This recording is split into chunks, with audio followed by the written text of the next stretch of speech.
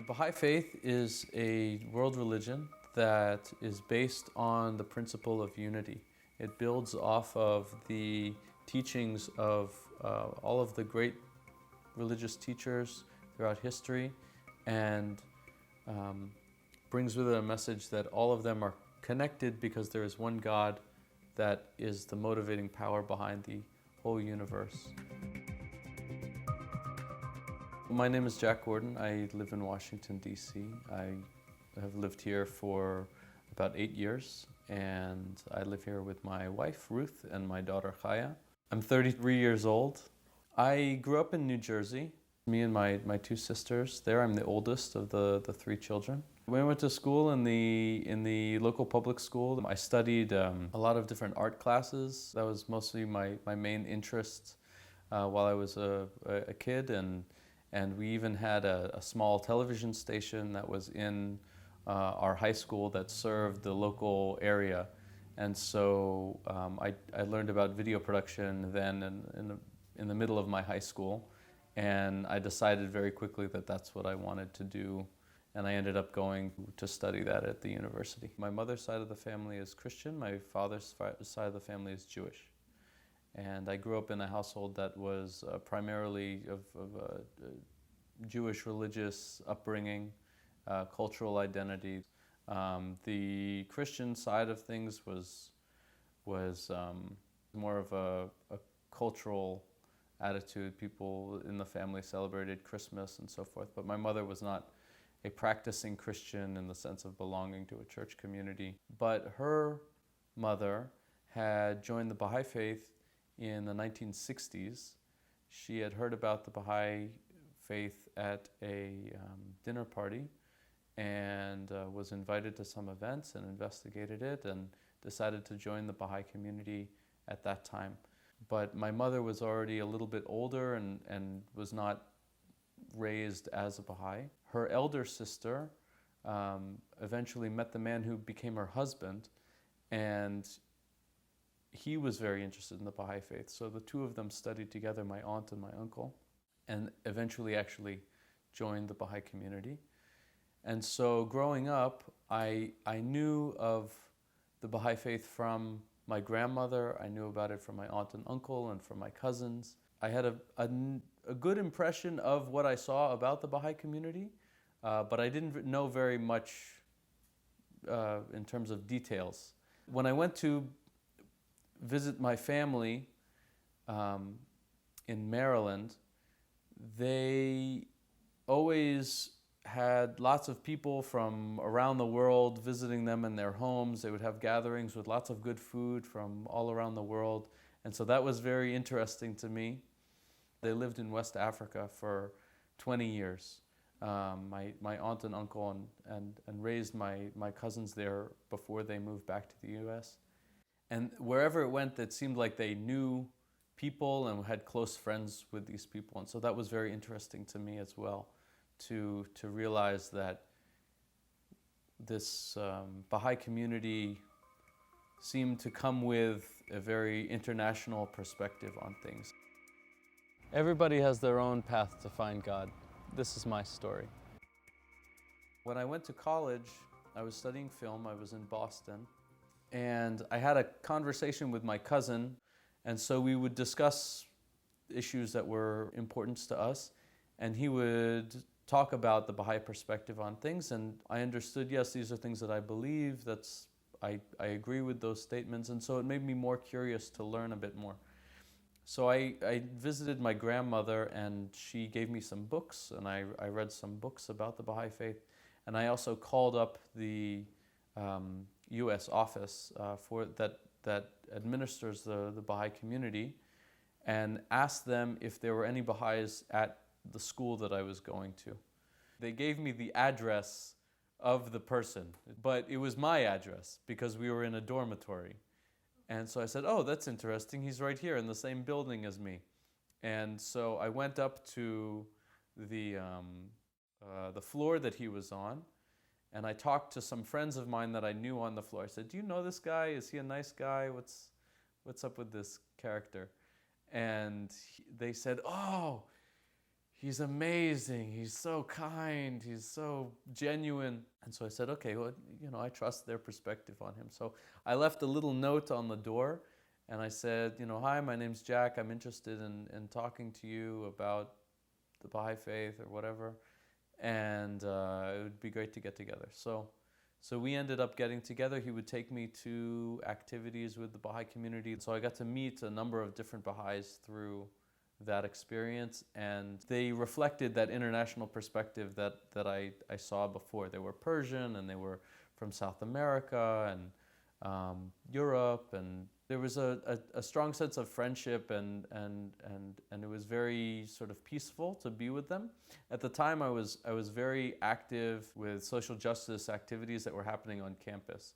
We had a fight going on between the administration, the school administration, and the teachers' union. I was helping organize the students to advocate for the professors who were not getting good health benefits and work benefits and so forth.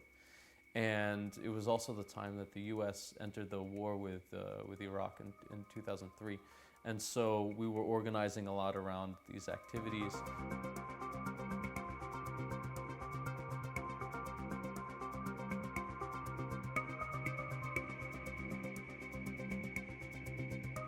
When I went and met with Baha'i friends, it felt like it was a little bit of a release from that, where we could still talk about important things of the world, but for some reason the quality of the conversation was more peaceful and more unifying, I guess is what it was.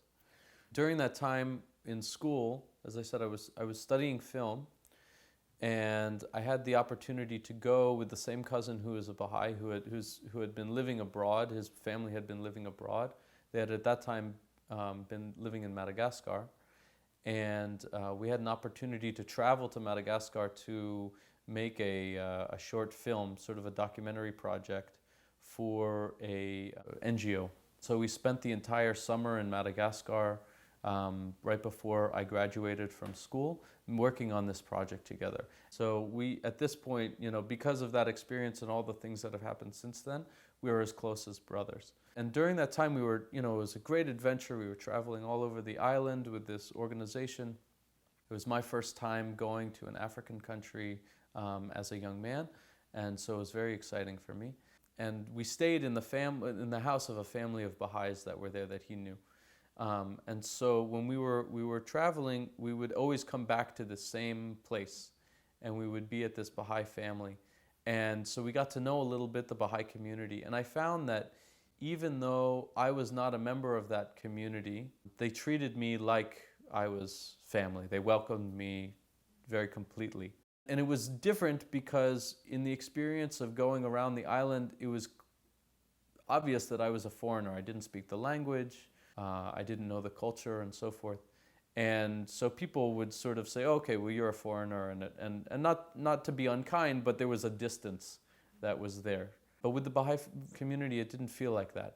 It felt like there was a welcoming that I was touched by, I was very surprised by, and made me feel good. And I think that whole experience of being with my cousin, having long conversations with him about our plans for our lives and where we wanted to go, the experience of meeting the Baha'i community in Madagascar, it created for me sort of an opportunity for me to think about my life and the things that were important to me.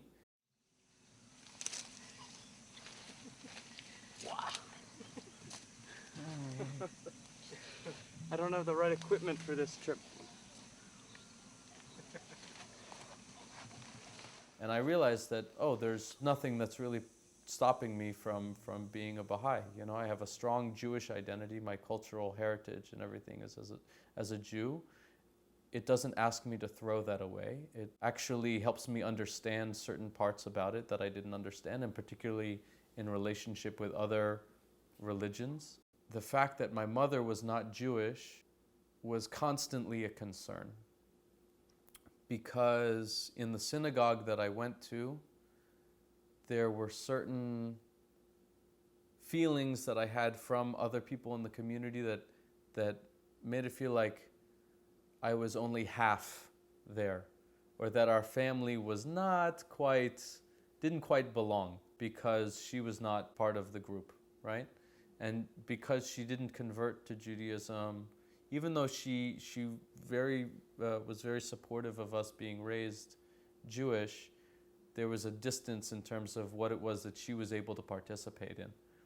And also the stories that I heard about from history of how Jews were treated by Christians made me feel like a persecution that was happening there, and so I was very suspicious of Christians. When I came to learn about the Baha'i faith, it helped to put that into perspective because I understood the relationship then between the religions, how Jesus' message comes out of a Jewish context, and that the message of the messenger of God is different from the actions that the people who claim that faith. So understanding that, learning about Baha'u'llah and the history of the Baha'i faith, there was a strong sense of kinship there to understand a bit more about obviously the persecutions that Baha'is suffered in Iran and the ways that they were treated. It was, and even really a lot of the Persian culture and so forth felt very close to Jewish culture for me.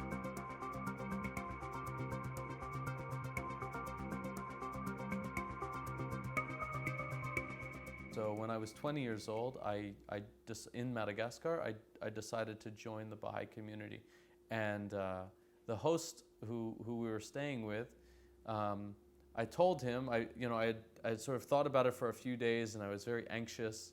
I had told my cousin and he was very supportive of it. I felt like I needed to share it with somebody, our host who was there with having us in his home. And so I was a little nervous, and I went up to him and I said, okay, I think I would like to join the Baha'i community. And for me, it was like a big announcement, this was one of these big things moments in my life. And he responded in a way as if I said I was just going to the store to get some things. He was very cool about it. He said, okay, that's nice. I'm glad you've made that decision. And he said, oh, and it's a good thing because tomorrow we're having the whole Baha'i community over here for a celebration for the children, so you can tell all of them too. So that was a little bit of a shock that I had to stumble through an explanation of why it was that I wanted to join the Baha'i community. And I'm sure none of them understood a word that I was saying because I didn't know any of the local language to explain it in, and somebody was translating for me. But all the same, it was a wonderful experience to be immediately embraced and welcomed in a place that was so far from my home. So for that reason, Madagascar has been sort of like a spiritual birthplace for me.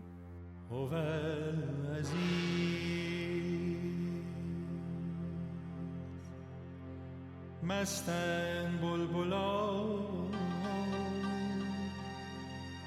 ز نغمه یاهوی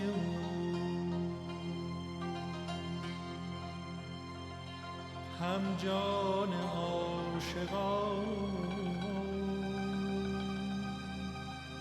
ز جرعه یاهوی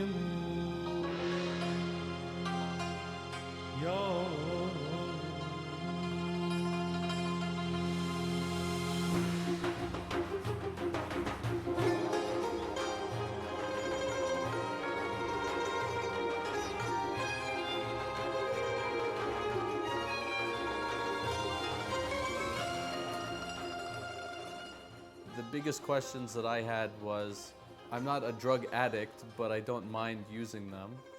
And I have had girlfriends and I've enjoyed that experience being with women. So there's this thing about not having premarital sex, which you can't go back and erase your past, but you have an obligation to try to move forward. What am I going to do about that? And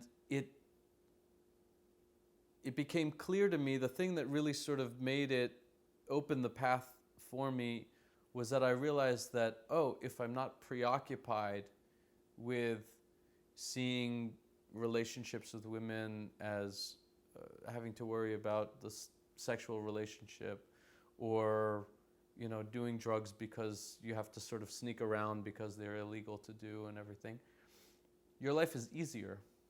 So that's sort of a gift that you've removed that from something that you're preoccupied with.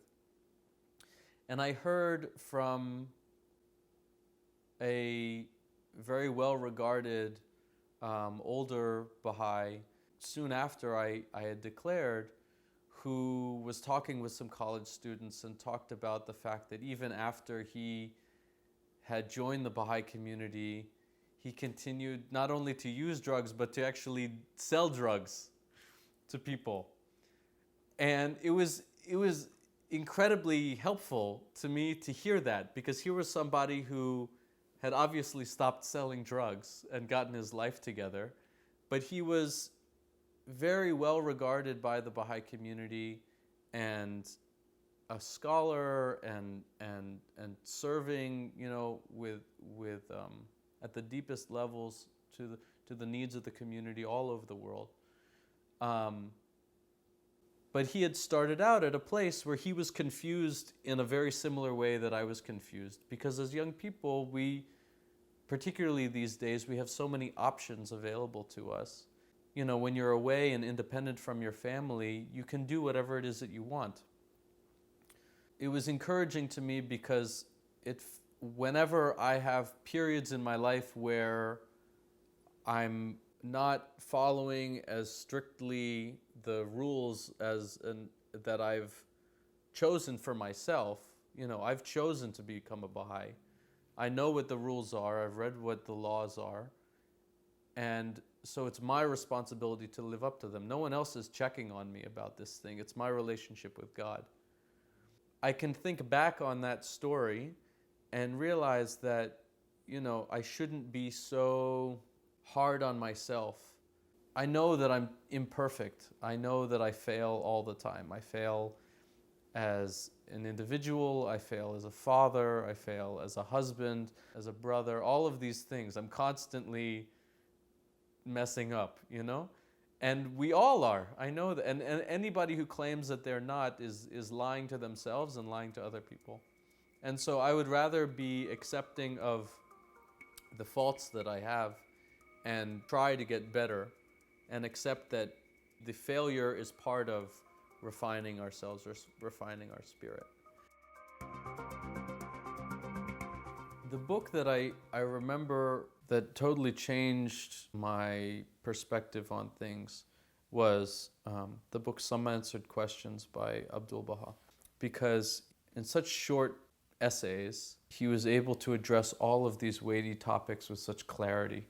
And it was amazing to me. And I really have to say, if I'm being honest, that I fell in love with Abdu'l-Baha more than I fell in love with Baha'u'llah. Baha'u'llah was sort of a concept that I couldn't wrap my head around. The idea of a messenger of God was too big, and there were no pictures of him, and so I couldn't really see what that looked like. But Abdu'l-Baha, there were pictures of him, there were lots of stories, there were all of these writings. It was happening in places that I was familiar because he had visited the United States and Europe. At the same time, I think that the quote that always comes back to me, that I'm always inspired by from Baha'u'llah, is from the Hidden Words that says that very plainly that the best beloved in my sight is justice. O Son of Spirit, the best beloved of all things in my sight is justice. Turn not away therefrom, if thou desirest me. So my wife Ruth and I got married in 2011. It was Martin Luther King weekend, which is in the United States a sort of a symbolic weekend of a celebration of the life of Dr. Martin Luther King, who was obviously a fighter for justice and particularly racial equality.